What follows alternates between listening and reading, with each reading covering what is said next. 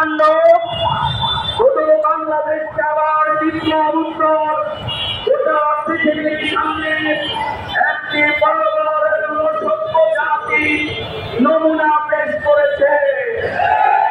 আমরা আর তাদেরকে পরিষ্কার করতে জানতে চাই না। আমরা বলতে চাই সেই দলটার কর্মীকে নিয়ন্ত্রণ করতে ব্যর্থ হন, সেই দলকে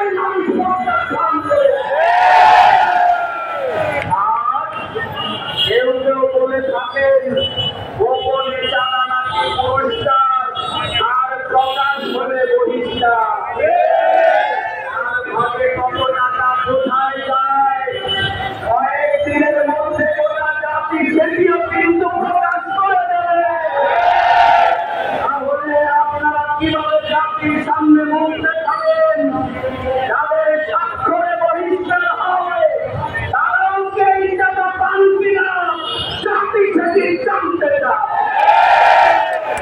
সুতরাং 28 পরীক্ষা দিয়ে মানুষ হত্যা করে লাশের উপরে যে নৃত্য করেছিল, আমরা লক্ষ্য করলাম হেলমেট বাহিনী থেকে ইমামকে হত্যা করে একটি দল রড বাহিনীতে রূপান্তরিত হয়েছে। তারা আপডেট লাভ করেছে, এই আপডেট হচ্ছে এখন রড বাহিনীতে তারা পাথর বাহিনী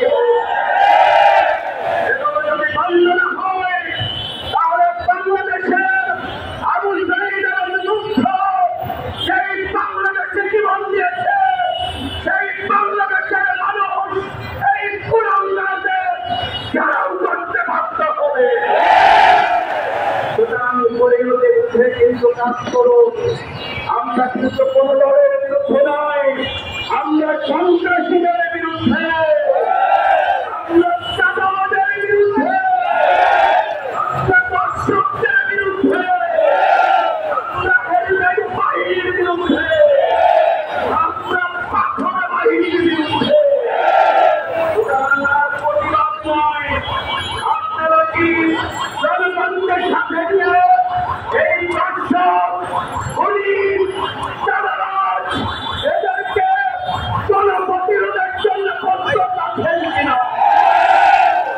তাহলে এদেরকে শত শত মানুষ জীবন দিয়েছিল একটি ভিত্তিক শান্তিপূর্ণ বাংলাদেশের জন্য। আসুন সেই বাংলাদেশ বিনির্মাণের জন্য আমরা ঐক্যবদ্ধভাবে সন্ত্রাসী চাঁদাবাজ লুটেরা যারাই হোক, যারা নিজেদেরকে চাই ভাবুন, জনগণ তাদের বিরুদ্ধে আজকে থেকে প্রতিরোধ করে তুলবে। কথা শুনতে বলতে চাই, যদি আপনারা কাউকে ভয়ে ভয়ে করতে না চান, বিচার করতে না চান,